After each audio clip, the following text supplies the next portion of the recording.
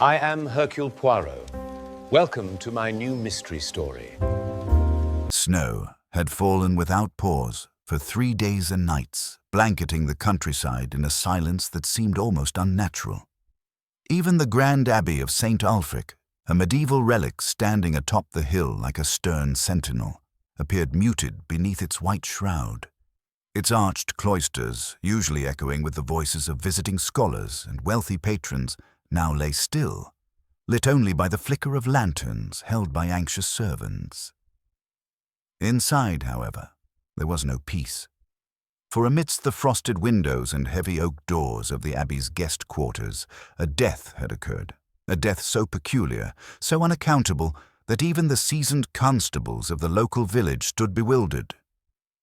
Sir Alaric Farnham, a baronet of considerable wealth and patron of the Abbey's restoration, had been found lifeless in the snow-covered cloister at dawn.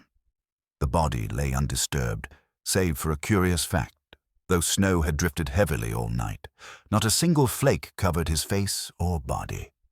It was as if he had stepped out into the storm only moments before being discovered, yet the Abbey gates had been locked from within and every guest accounted for. The Abbey was no ordinary retreat.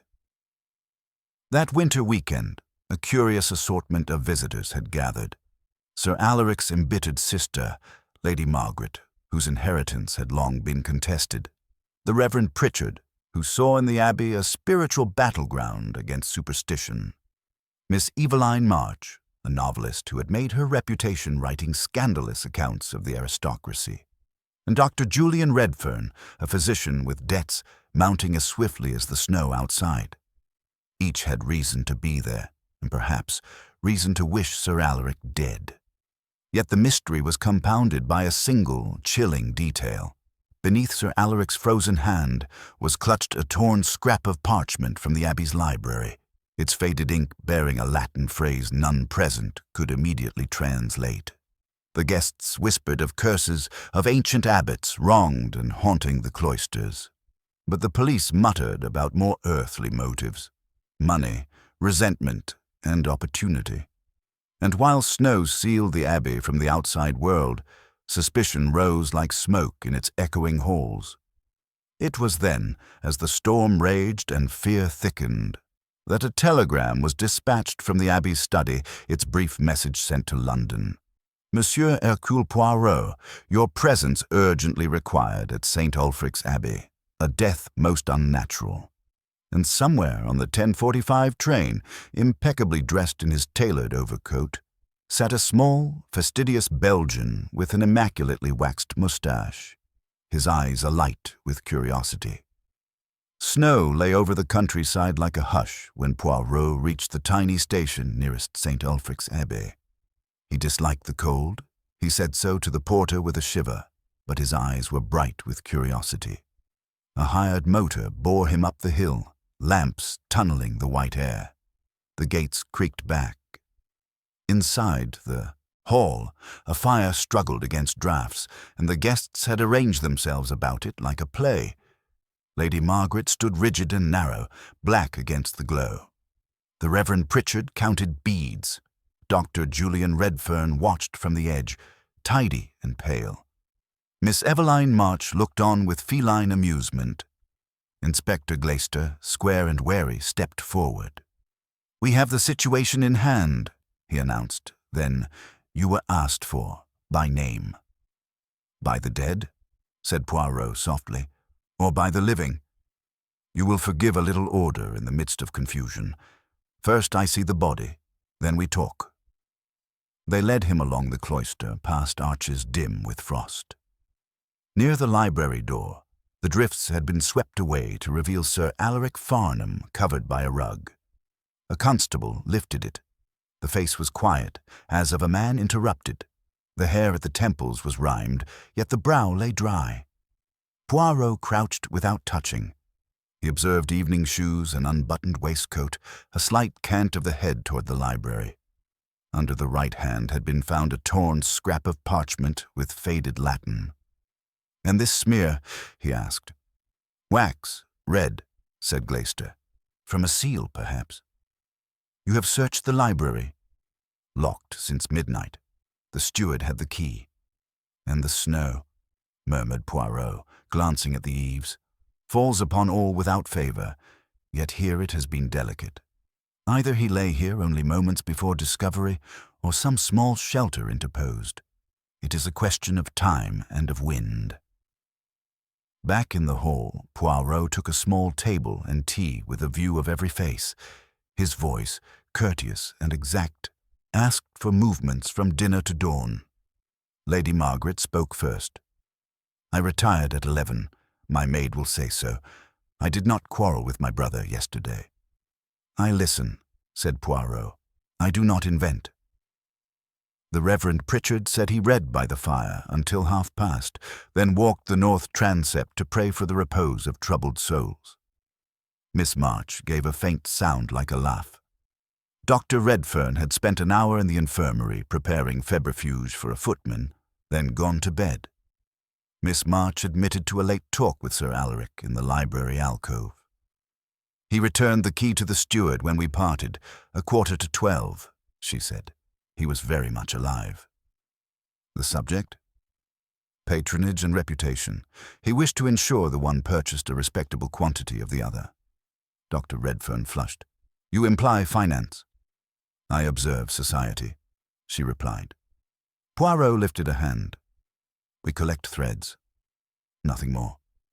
Mr. Veal, the steward, thin as a paper knife, reported that he had locked the library at midnight and placed the key in the study strong box. After that, only Sir Alaric or he could have taken it. Sir Alaric did not ask. Poirot's eyes rested a moment upon Lady Margaret. The fire flared.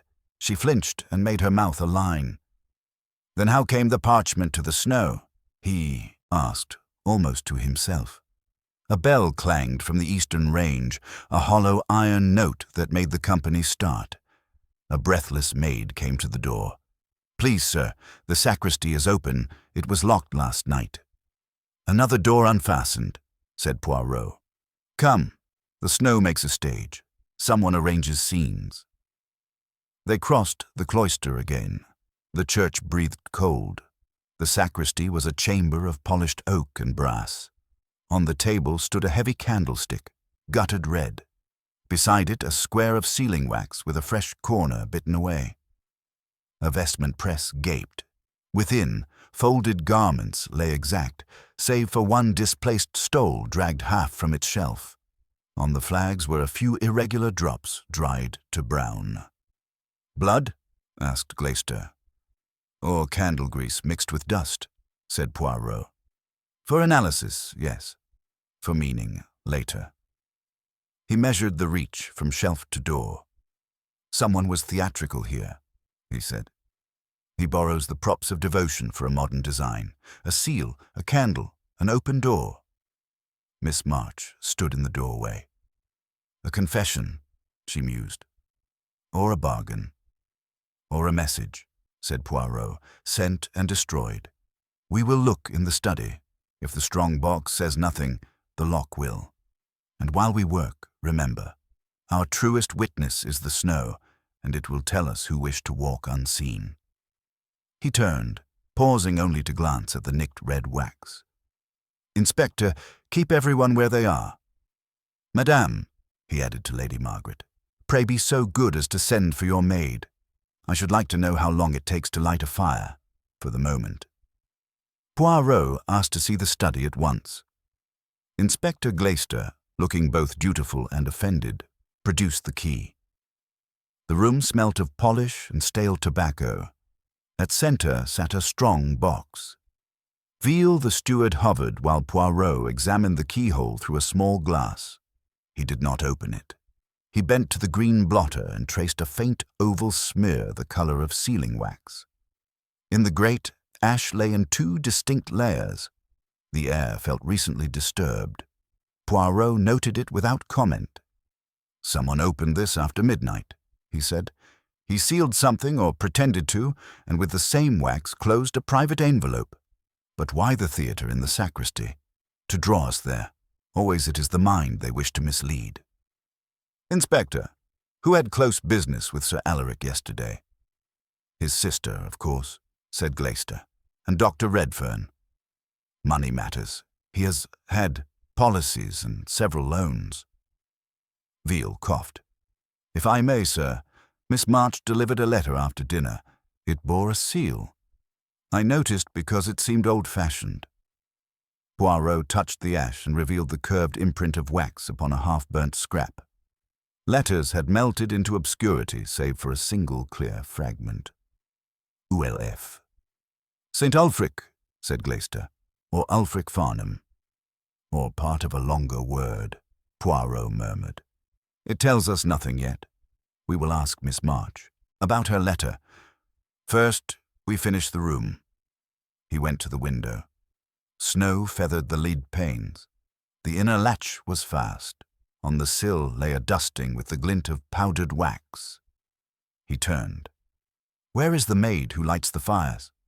A small, neat girl curtsied. I lighted the hall fire at 6, sir, and the study at past.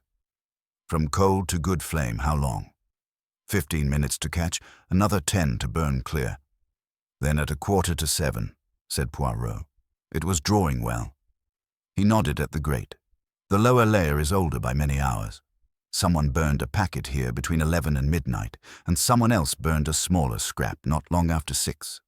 What did Sir Alaric keep that required sudden fire? Correspondence, said Veal faintly. Insurance notices. Receipts. Receipts, repeated Poirot. They make the stomach of a man uneasy when he is connected to borrowing. Glaister straightened. You incline to the doctor. I incline to accuracy.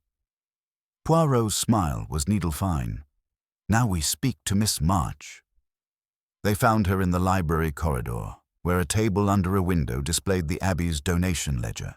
She stood with a pencil poised like a rapier. Your letter last night, mademoiselle, said Poirot. It was sealed. It was, she agreed, with a borrowed seal from the sacristy.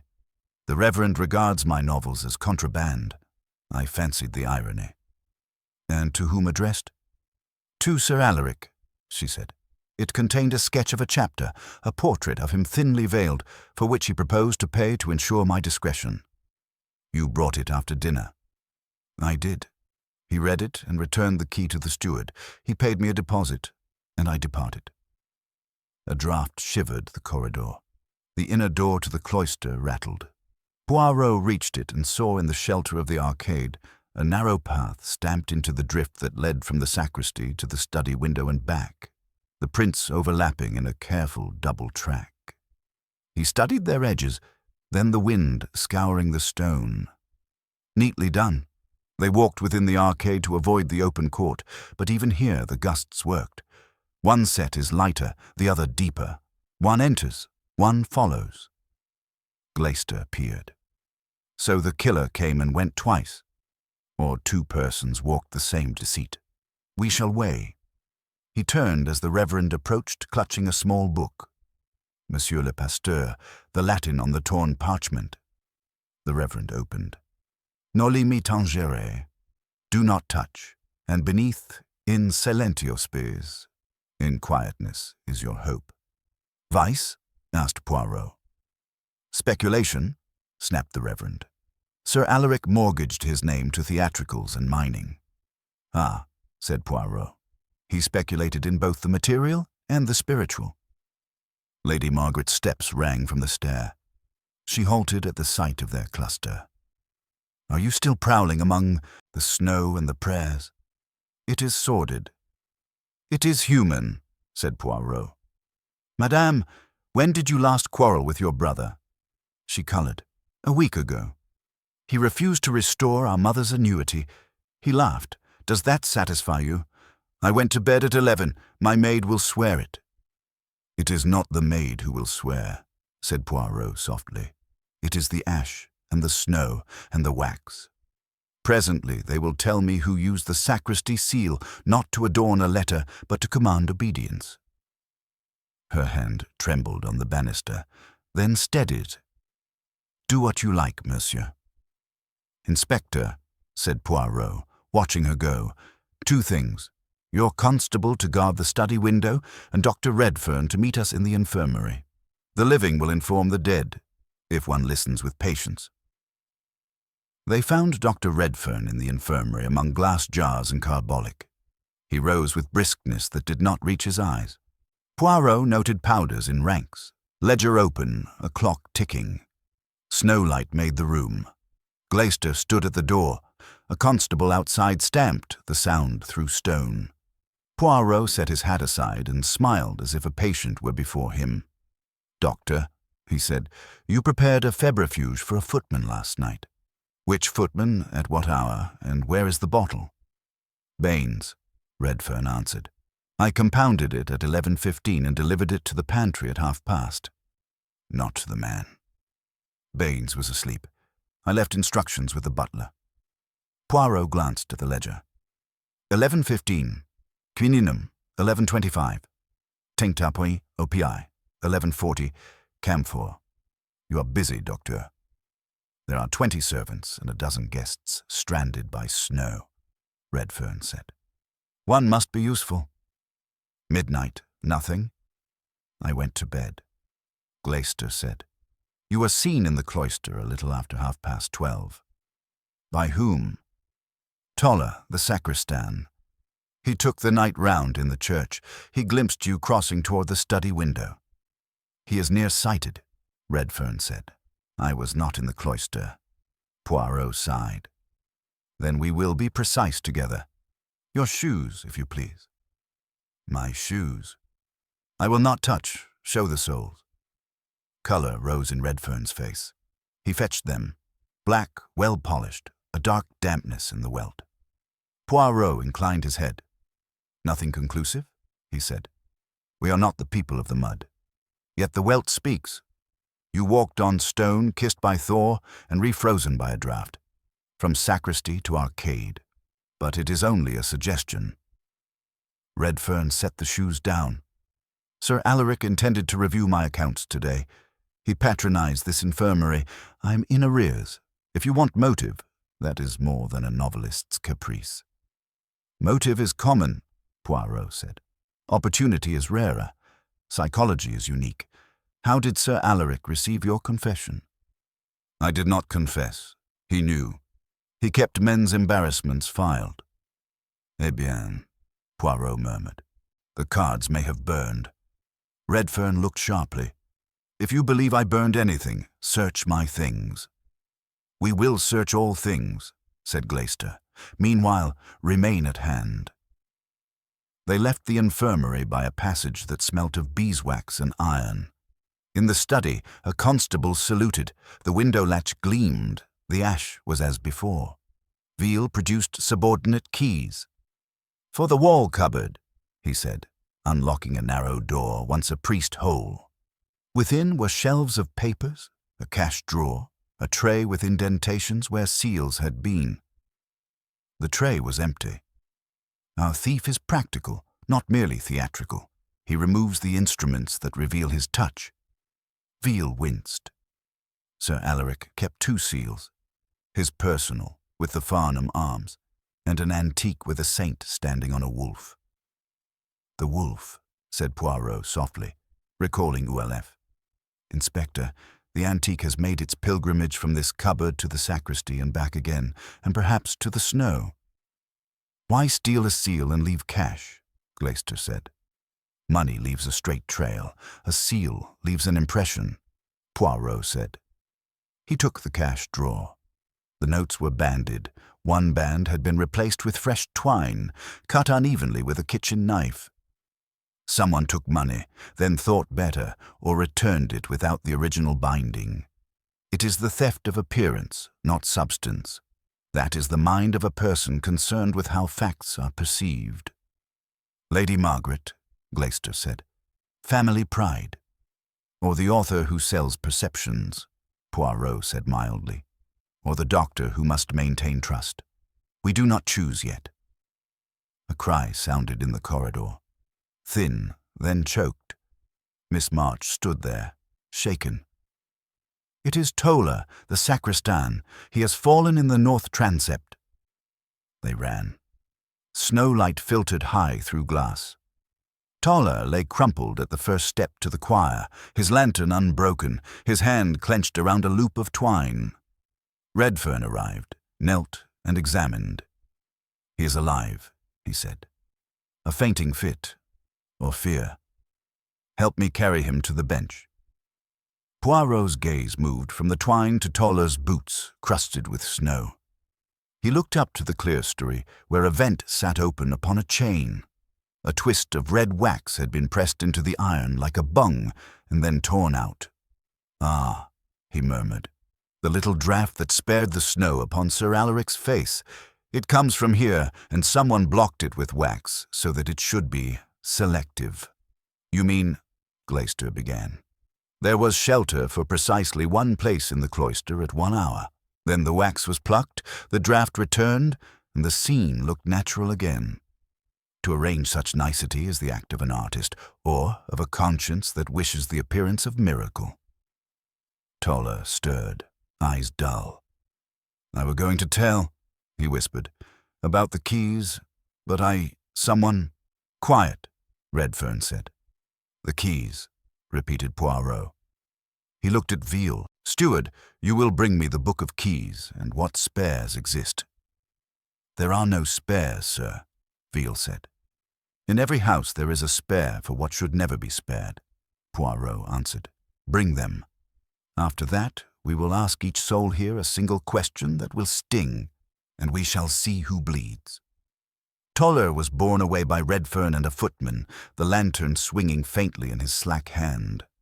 Puarro remained where he was, gaze fixed on the open vent high in the transept. The faint draught stirred the hem of his coat. He bent, pinched a crumb of wax from the flagstone, and tucked it into his pocket with care. His moustaches twitched with the delicate satisfaction of a puzzle piece obtained. Inspector Glaister shifted impatiently, his boots echoing on the stones. A fainting sacristan, a piece of wax, and a vent. These things are thin, Monsieur Poirot. What of the dead baronet, the parchment, the stolen seal? I need evidence, not philosophy. Poirot's eyes glowed. "Mais non, mon ami. You need motive clothed in opportunity. You need psychology dressed as circumstance. Evidence without meaning is like a cloak without the man who wears it. We proceed with method, step by orderly step." He glanced at the steward Veal. "You have the book of keys, n'est-ce pas?" Veal produced a small ledger and a bundle bound in frayed leather. Puarro received them as if they were relics. The pages showed neat entries of each chamber and keyholder. His finger traced down. Library, steward only. Sacristy, sacristan. Study, Sir Alaric and steward. Yet at the bottom, in a different hand, was a faint penciled note. "Copy made for convenience, 1931. Puarro tapped it. "Convenience, yes, always a word that hides 1,000 sins. Where is this copy?" Veal faltered. I thought it destroyed years ago. Sir Alaric said so." And yet Toller whispered about keys. He meant not what was official, but what was shadow. We must find who had this convenience. Puarro closed the book sharply. "Inspector, assemble the household in the hall. I wish to make a small experiment." The guests gathered reluctantly, coats pulled close, eyes full of suspicion. Lady Margaret was pale, her chin lifted. Miss March's lips curved in a smile that did not reach her eyes. Reverend Pritchard muttered scripture beneath his breath. Dr. Redfern, flushed from carrying Toller, watched Puarro with something between irritation and fear. The servants stood along the wall, restless under the scrutiny. Puarro placed a small dish on the table, within it a scrap of red wax softened by the fire. "My friends," he said, voice precise, "we have seen much wax tonight. Upon the parchment, in the sacristy, in the study, and even closing a vent in the transept. Wax that seals letters, that fastens faith, that directs the very breath of the Abbey itself. One among you has used it with artistry. One among you has used it with deceit. I ask now, simple question, who here has handled sealing wax within the last day?" The silence stretched. Then Miss March lifted her hand. "I confessed already. I sealed my letter with the sacristy seal for irony's sake. I make no secret of it." Reverend Pritchard flushed. "I too have handled wax. I sealed the reliquary for the eve service. It is custom." Veal coughed. "I light the sacristy candles, sir. The wax drips." Puarro inclined his head each time, eyes glittering. "And you, doctor?" Redfern hesitated. Only to close a medicine parcel. Yes, a touch of wax in the infirmary." "And you, Lady Margaret?" Her face was rigid. "Never. I do not dabble in trifles." Puarro studied her. "No. But a lady's correspondence, a household's ledgers, the 1,000 little economies of estate, all may require a seal. Yet you deny." She snapped. "I deny. If you accuse me, say so plainly." Puarro raised his palms. "Accuse? No, madame. I listen. Always I listen." His voice softened. "But I see who admits freely, who explains, who justifies, and who denies with anger. These are colors of the soul." Glaister shifted, half annoyed at the theatre. Puarro turned from the dish and moved to the window. Snow glimmered blue in the moonlight. He beckoned the constable. "Bring me a tray of ash from the sacristy hearth." The man obeyed, returning with a shallow pan of grey powder. Puarro dipped a finger, rubbed. Tiny grains of wax clung to his skin. He held them up. "Observe. Wax melted on fire, then flung aside. Someone destroyed a seal impression after midnight." Redfern frowned. "Why destroy? Unless it revealed their hand." "Exactment, Doctor." Puarro returned to the fire. "Now, Inspector, you will humor me. Place this softened wax dish by the hearth, and let each guest press a mark with any object at hand. A ring, a pen, a key. We shall see who shrinks." There was protest, but Glaister barked and the ritual proceeded. Lady Margaret pressed a ring, her hand trembling. Miss March used her pencil, the Reverend his crucifix, Redfern his watch chain, Veal a household key. One by one the impressions formed. Puarro looked at each, then at the faces. He said nothing, merely gathered them onto a card. At that moment a servant burst in, breathless. "Sir, pardon, the baronet's chambers. His safe is open. Papers scattered everywhere." The company stirred. Puarro lifted his brows. "The thief grows nervous, oui. He fears what remains will betray him, so he makes a show of disorder." He turned to Glaister. "Come. We must view this new stage." They mounted the stair, the guests trailing unwillingly. Sir Alaric's chambers were stark with firelight.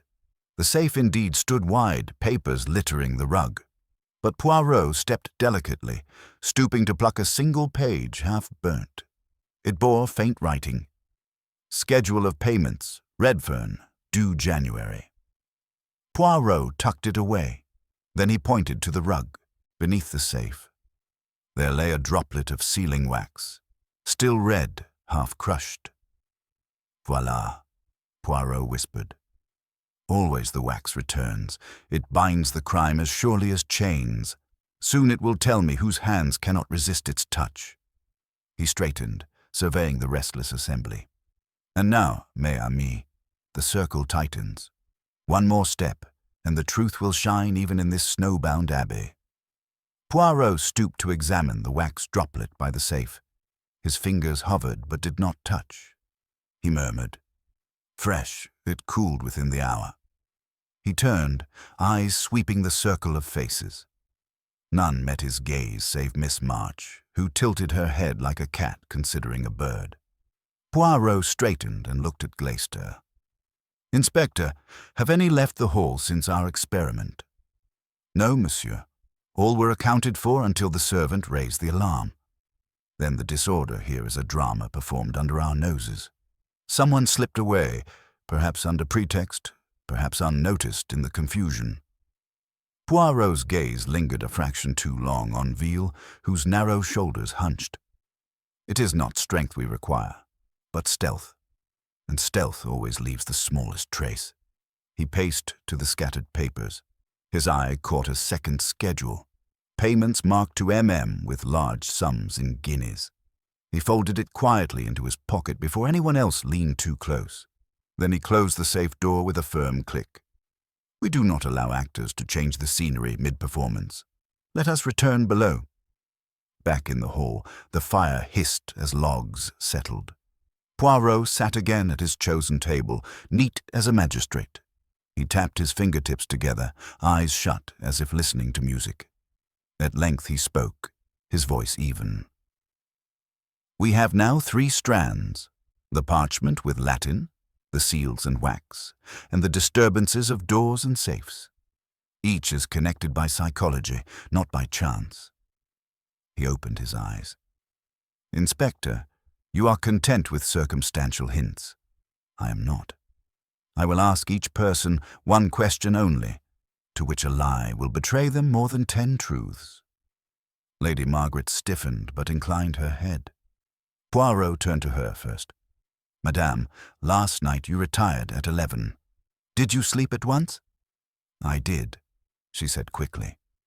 Poirot's gaze sharpened. But your maid said you summoned her after midnight to warm milk. Margaret faltered. Yes, I had a cough, but I did not leave my room. Puarro nodded slowly, but said nothing more. His silence pressed heavier than accusation. To the Reverend Pritchard he asked, Monsieur, you walked the transept to pray. Did you kneel? Of course. Then you must have noticed the vent open above, whistling with cold.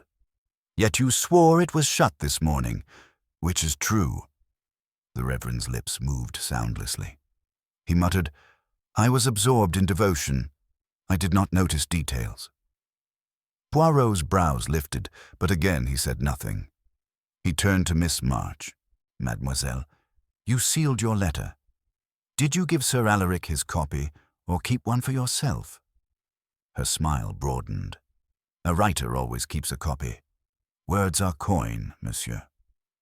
And yet, Poirot said softly, your chamber shows no manuscript case, no typewriter, no ink spattered with haste. Where is this copy? Miss March's smile did not fade, but she shifted in her chair, fingers tightening on her pencil. Poirot looked to Dr. Redfern. You claim to have gone to bed near midnight, yet the sacristan saw you in the cloister. Explain. I told you. He is nearsighted. He saw a shadow. Poirot leaned forward. And your shoes? The welt damp from thaw, your ledger timed with care. You are precise, doctor, yet precision can be falsified. Redfern's hands clenched on his knees. You mean to condemn me without proof? Poirot waved a hand. No, I mean to wait. Proof arrives like dawn, it is inevitable. Finally, he faced Veal. You alone kept the study key. Did you ever make a copy? Veal's face paled. Never. Poirot smiled faintly. And yet Toller, who lies in a faint, whispered of keys, he must have overheard one who boasted. Think carefully, monsieur. The truth, it will surface whether you speak or not. Veal licked his lips but held his silence. Poirot rose. Enough for tonight. The snow still binds us. The Abbey is a prison where each of you walks in circles, but the circle grows smaller. Inspector, set watches at each corridor. None leaves their chamber until morning. The company dispersed unwillingly. Poirot lingered by the fire, staring into the coals as though the ashes whispered to him. Hastings was not there to voice his doubts, yet one could almost hear him. The Reverend muttered a psalm as he climbed the stair. Miss March glided away like a shadow. Redfern's step was heavy, Lady Margaret's rigid. Veal remained a moment, wringing his hands.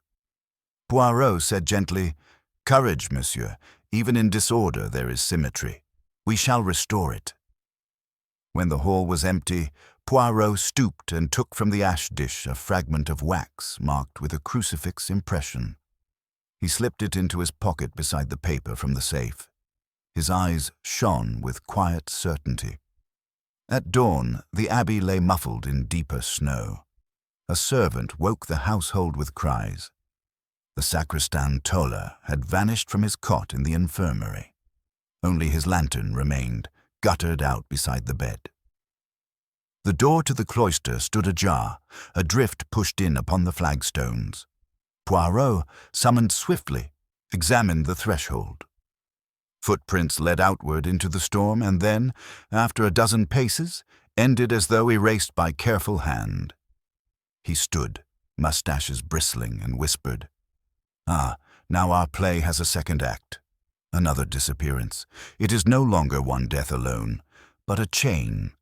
And chains, mes amis, are made to reveal who holds them."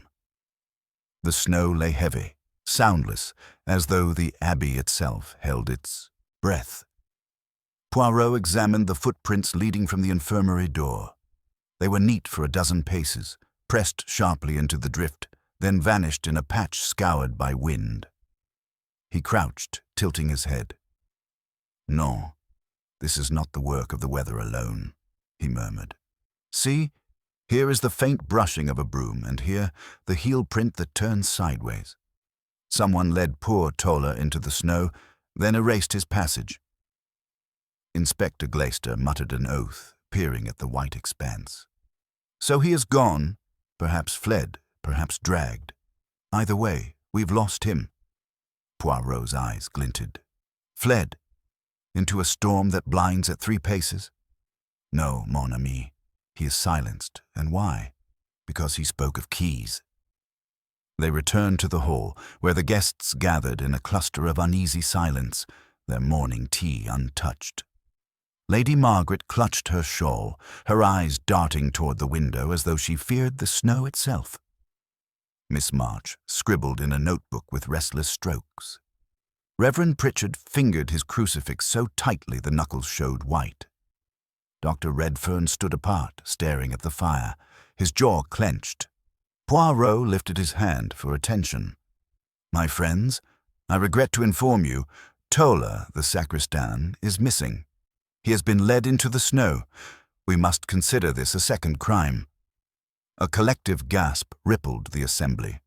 Lady Margaret whispered, "Another death? Then we are trapped with a murderer among us." Puarro inclined his head gravely. "Precisely.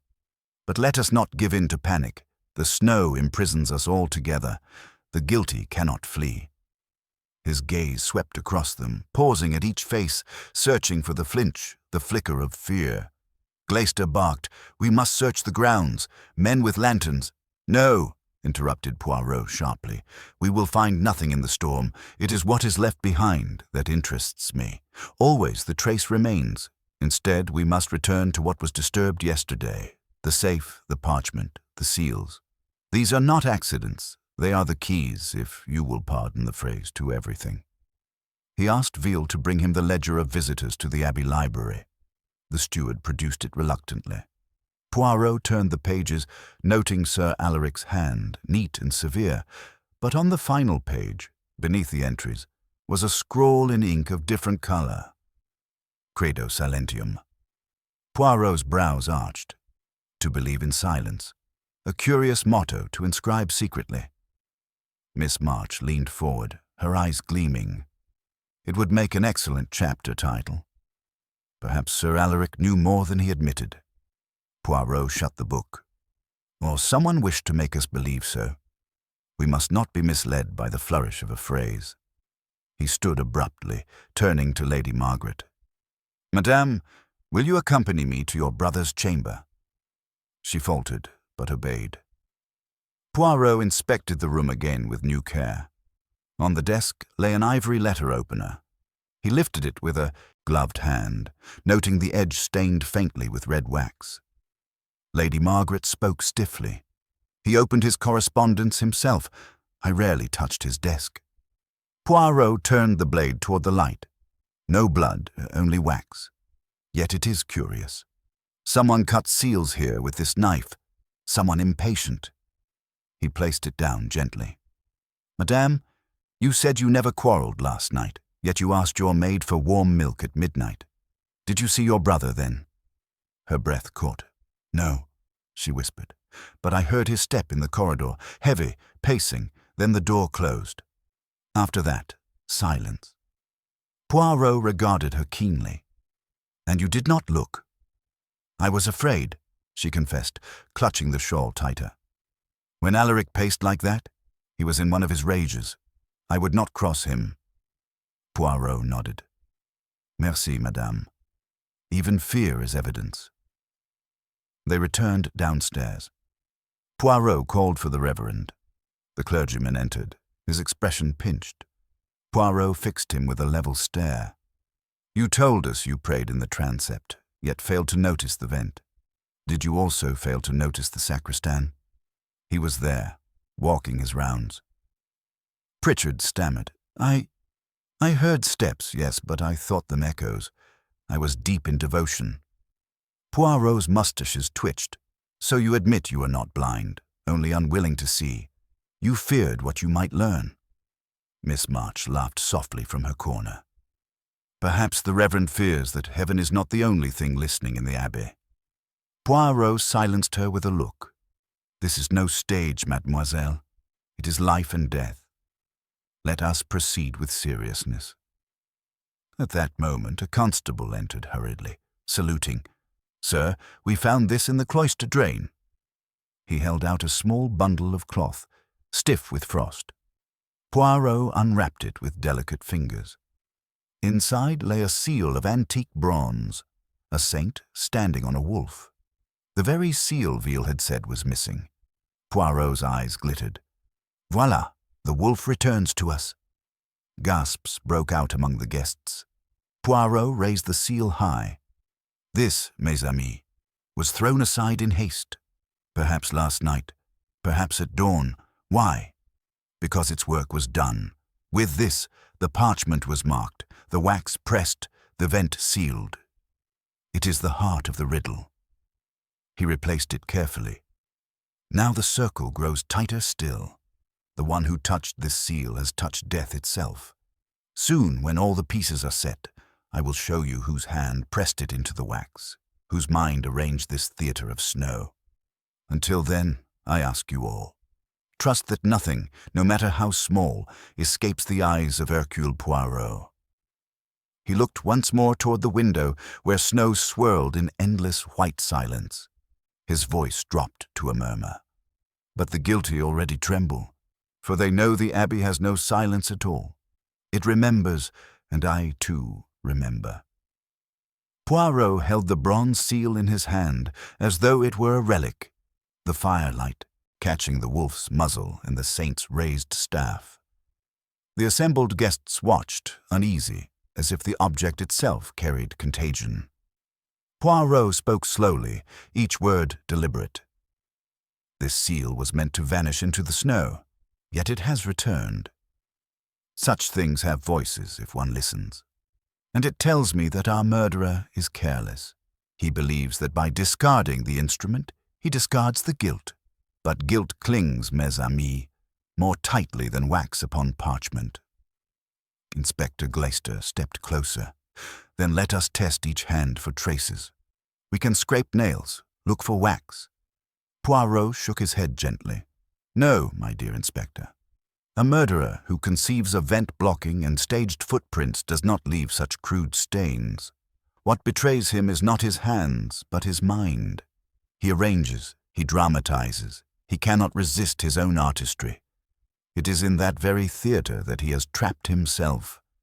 Lady Margaret trembled, her shawl slipping. "You speak of artifice. Then it is Miss March. She delights in drama." Miss March lifted her chin, her smile as thin as a knife. "And you, Lady Margaret, deny even writing letters when all know you do. Which is worse, inventing stories or living a lie?" "Enough," Poirot interrupted sharply. "Accusations hurled in fear prove nothing. We will permit the evidence to ripen, like fruit. Too early plucked, it is sour. But soon it will fall of its own weight." He asked Veal to fetch the servants. One by one they entered, nervous in the grand hall. Puarro questioned them briefly, his tone mild but his eyes alert. A maid admitted she heard voices raised near midnight. One of them Sir Alaric's, the other uncertain. Perhaps the doctor. perhaps another man. A footman swore he glimpsed Miss March slipping from the library with papers. The butler recalled Lady Margaret pacing near her chamber long after her claimed bedtime. And all of them whispered of the sacristan's fear in the days before his disappearance, how he muttered of doors that opened themselves, of keys unaccounted for. Poirot thanked them and dismissed them. When the hall was quiet again, he drew from his pocket the folded page taken from Sir Alaric's safe, the schedule of payments to Redfern. He laid it upon the table for all to see. "Doctor, you said you owed debts, yes? But here is proof your arrears were heavier than you confessed." Sir Alaric held this paper, and with it, power. To destroy such evidence would be natural. Yet it survived in the safe. Why? Because the intruder sought to implicate you, not to free you. It was planted, mes amis, as bait. Redfern's face darkened. "You mean someone tried to throw suspicion upon me?" "Just so," said Puarro softly. "And only one who knew of your debts could contrive such a lure. Who among us had that knowledge? Your banker?" "No, only Sir Alaric, and perhaps one who rifled his papers before the safe was disturbed. Think well." Eyes turned toward Veal, who paled visibly. "I kept his accounts," the steward admitted. "I knew, but I swear, monsieur, I would never—" Poirot raised a hand. "Do not protest too much. We merely arrange the cards on the table." The Reverend broke in with sudden fervor.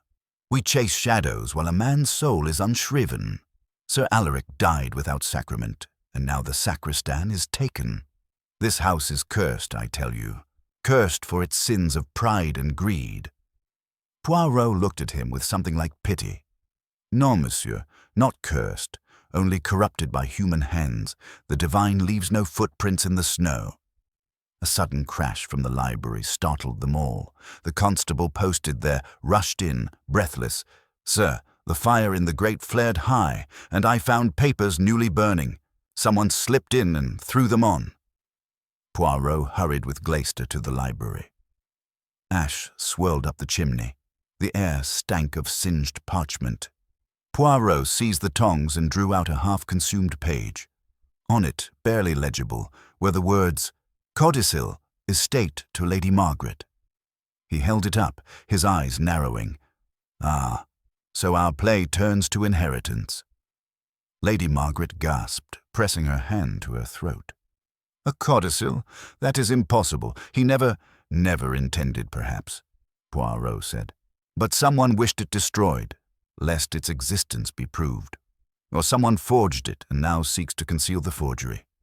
In either case, the fire has spoken. We are very close." He placed the charred scrap on the mantel as though it were an icon. Then he turned to the assembly, his gaze sweeping over them. "We have seen the wax, the seal, the keys, the safe, the debts, and now the codicil. All pieces of a puzzle, and the missing sacristan, he too holds a piece. He vanished because he knew who wielded the key. That knowledge was fatal. Therefore, whoever feared Tola is the same who killed Sir Alaric. It is one hand, one mind, directing all this theatre." Silence gripped the hall. The snow pressed against the windows, a white wall that sealed them in. Poirot folded his arms. "The end approaches, mes amis. Soon I shall gather you all, and with order, with logic, I shall lay bare the truth. And then—" His mustaches bristled. "Then even in this abbey of silence, there will be no place to hide." He turned abruptly, striding back toward the study, leaving them to their whispers and their fear, for he knew the pattern was nearly complete, and the guilty soul already trembled. Poirot entered the study and closed the door softly behind him. The room was cold, the fire long since died, but the air still carried the faint tang of burnt paper. He sat at the desk, arranging the charred codicil beside the schedule of payments, the scrap of parchment with its Latin motto, and the bronze seal of St. Ulfric and the wolf. He regarded them as a painter might regard pigments, seeing not fragments, but the design they would one day form. He murmured to himself, Inheritance, debt, reputation, and silence. These are the 4 motifs. Each suspect touches one, but only one touches them all. A knock came, discreet but urgent. Veal the steward slipped inside, his face pale as parchment. "Monsieur Poirot, I beg of you, spare me. I did know of the debts, yes, and I kept the ledger, but I had no hand in death. My loyalty was to the household."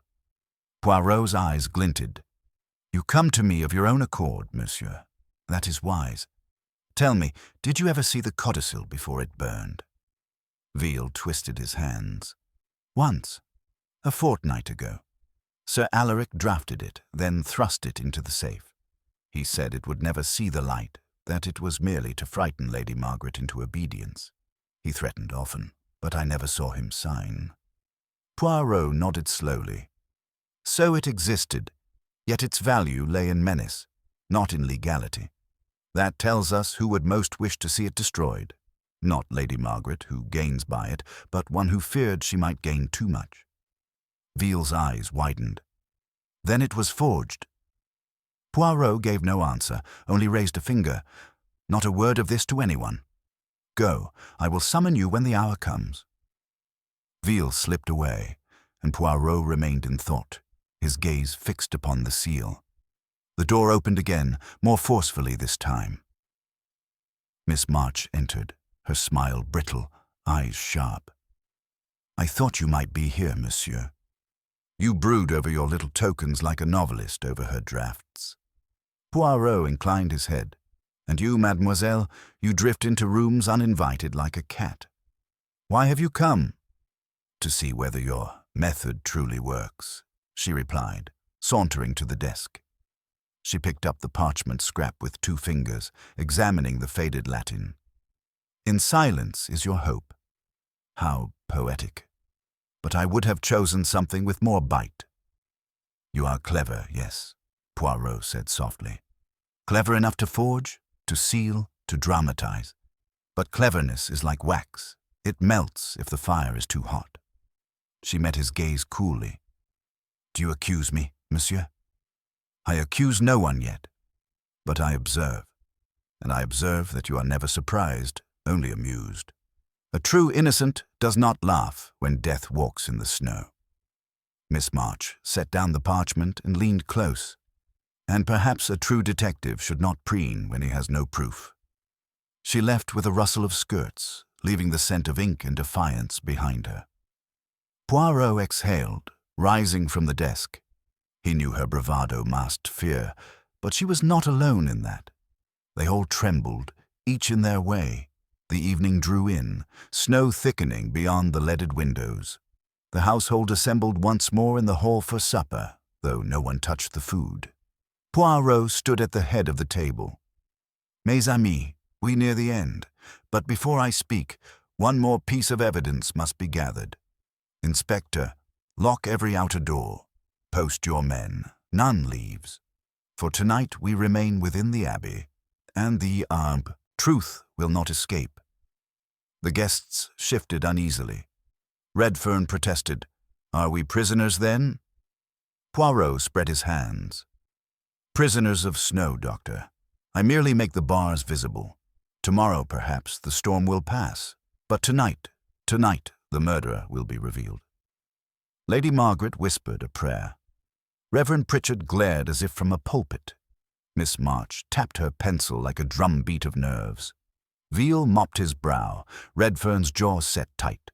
Puarro looked at them all, then seated himself calmly. "I have watched your faces as I have weighed the wax, the ashes, the seals. You betray yourselves more than any footprint in the snow. Soon I shall gather you in the library, and there we will conclude. But until then, I beg you, eat, drink, be calm. The truth is patient, but not forever." The meal passed in tense silence. Afterwards, Poirot retired briefly to the transept, pacing slowly beneath the high windows. He stopped at the vent where once the wax had been pressed. He traced its iron edge and whispered, "You were the stage trick, the illusion of miracle, and like all illusions, you reveal the hand that set them in motion. It is almost time." When he returned, Gleister intercepted him. "Puarro, I don't like this. Toller gone, 2 deaths if he's perished, and no arrest. You play with them too long." Poirot's smile was faint. "Patience, mon ami. To pull a weed by the stalk is to leave the root. I prefer to draw it entire, soil and all. Tomorrow morning the Abbey will be clean." He ascended the stair, retiring to his chamber for the night.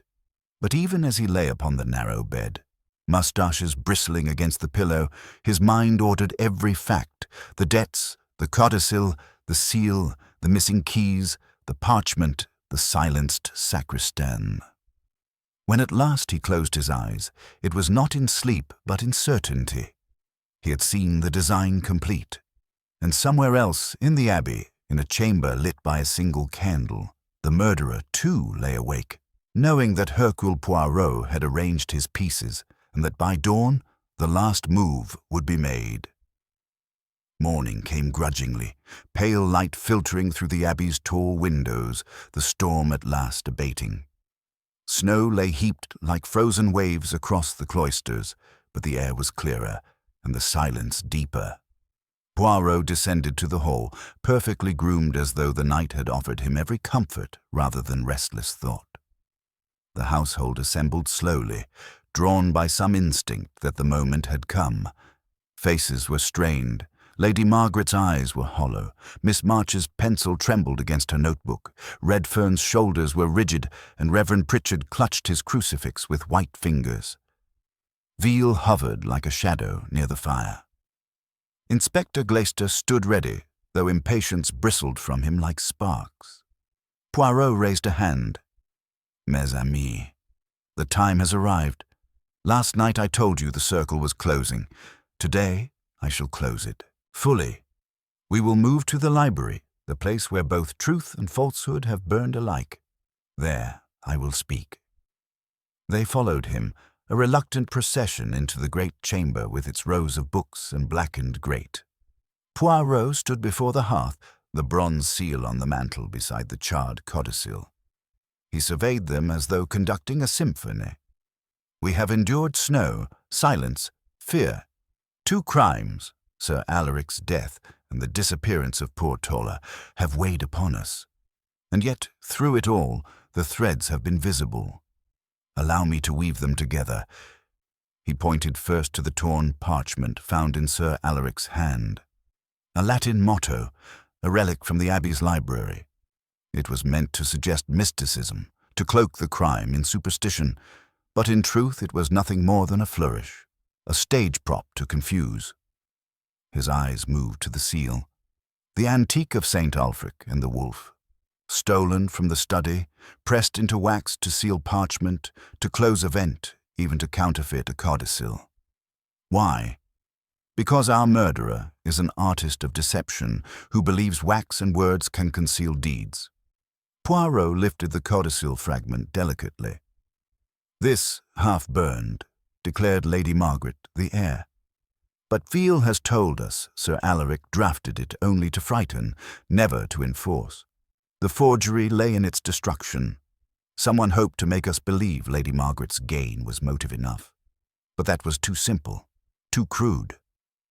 No, the codicil was planted as misdirection, just as the debts were flaunted to accuse Dr. Redfern." He turned sharply to Redfern.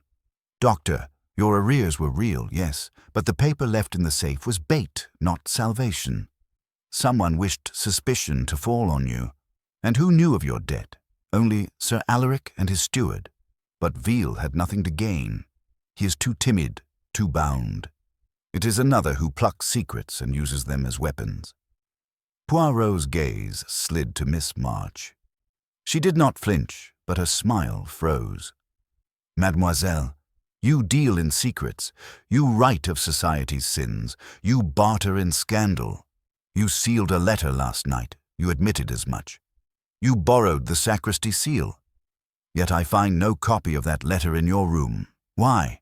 Because it never existed. The seal was used not for literature, but for crime."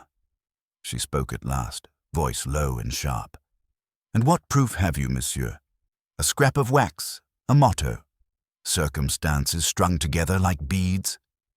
Poirot's mustaches twitched. Proof. You demand the physical, but I deal in psychology. Who here had the vanity to dramatize a murder, to stage footprints, to block a vent, to scatter papers, to burn evidence? Not Lady Margaret, who shrinks from quarrels. Not Reverend Pritchard, who trembles at shadows. Not Veal, whose loyalty chains him. Not even Dr. Redfern, whose fault is desperation, not artistry. No, only you, Mademoiselle March, had the imagination to shape crime into theatre. The hall was utterly still. Poirot's voice softened. And poor Toller, who whispered of keys, he saw you with one that should not exist. He saw you slip into the sacristy after midnight.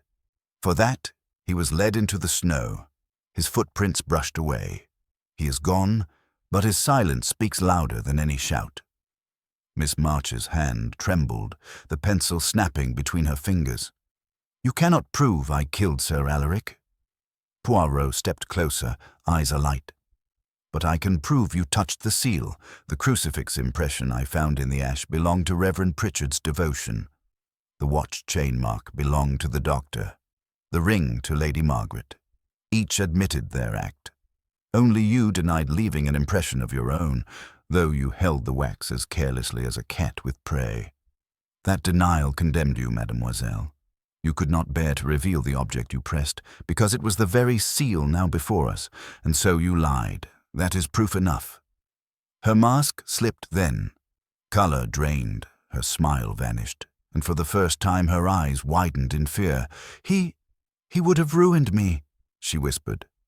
Alaric laughed at my novels, called me a parasite. He promised me payment to keep silent about his affairs, then tried to snatch it back. I would not be mocked, not again. Gleister seized her arm, but Poirot lifted a hand. One moment, Inspector. Let us be complete. You lured him into the cloister, placed the parchment in his hand, staged the miracle of untouched snow by sealing the vent. You believed the storm, your ally. But the storm cannot conceal vanity. It reveals it. Your theatre was too perfect, too elaborate. That is always the undoing. Miss March sagged, her defiance crumbling. Yes, she breathed, I killed him. And Toller, too, when he threatened to tell. You call it vanity, I call it justice. Poirot shook his head gently. There is no justice in death, mademoiselle, only tragedy. Gleister signaled his men, and they led her away, her notebook dropping to the floor. The others stood frozen, scarcely believing the drama had ended. Lady Margaret wept silently. Reverend Pritchard muttered prayers. Redfern exhaled as though a great weight had been lifted, and Veal stared at the seal as if it might yet accuse him. Puarro picked up the notebook, closed it carefully, and set it upon the mantel. Then he turned to the company, his expression grave but composed. Mes amis, order is restored. The Abbey may keep its silence, but the truth is no longer buried beneath snow. And so, with your permission, I shall take the next train south. I dislike the cold.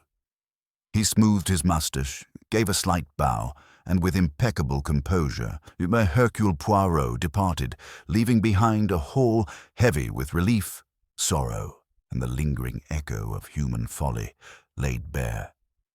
The train steamed southward, its whistle carrying across the white hills, but Poirot sat in silence, his gloved hands folded neatly on his lap. The Abbey receded behind him, a dark silhouette against the endless snow, its secrets now laid bare. Yet even in victory, his expression was not triumphant but pensive, as though some small melancholy threaded through his order. Inspector Gleister had thanked him gruffly before departure, though suspicion still clung to the man like frost. Lady Margaret had pressed Poirot's hand with trembling gratitude, whispering that she had feared forever the shadow of her brother's will. Dr. Redfern, pale but relieved, promised to mend his finances honestly, humbled by the ordeal. Reverend Pritchard murmured blessings, seeing divine providence in Poirot's deductions, though Puarro himself smiled gently at the notion. Veal, the steward, returned to his duties with bowed head, bound tighter now to the household he served. And Miss Eveline March. She had been led away, her defiance stripped at last to quiet despair. For all her wit and flourish, it was vanity that betrayed her, the need to stage a crime as if it were a novel, to turn life into theatre. She had believed wax and parchment would outwit logic, but Poirot had reminded them all. Psychology is stronger than spectacle, truth quieter yet more inexorable than snow. As the countryside rolled past the carriage window, Poirot allowed himself a small sigh. "It is curious," he murmured to no one, "that the greatest dangers are not storms or prisons of ice, but pride. Pride blinds, it deafens, it demands an audience. In the end, it betrays itself. Always."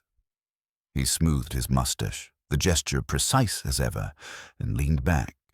The case was closed, the Abbey cleansed of its illusions, but Poirot's thoughts lingered not on guilt, but on human frailty. Even in silence, men and women spoke, through fears, through desires, through contradictions, and it was there, always, that Hercule Poirot listened. With that, he closed his eyes, a faint smile softening his face as the train carried him away, leaving behind the snow-covered Abbey and the echoes of a crime that had tried to masquerade as legend, but had been revealed at last as merely human.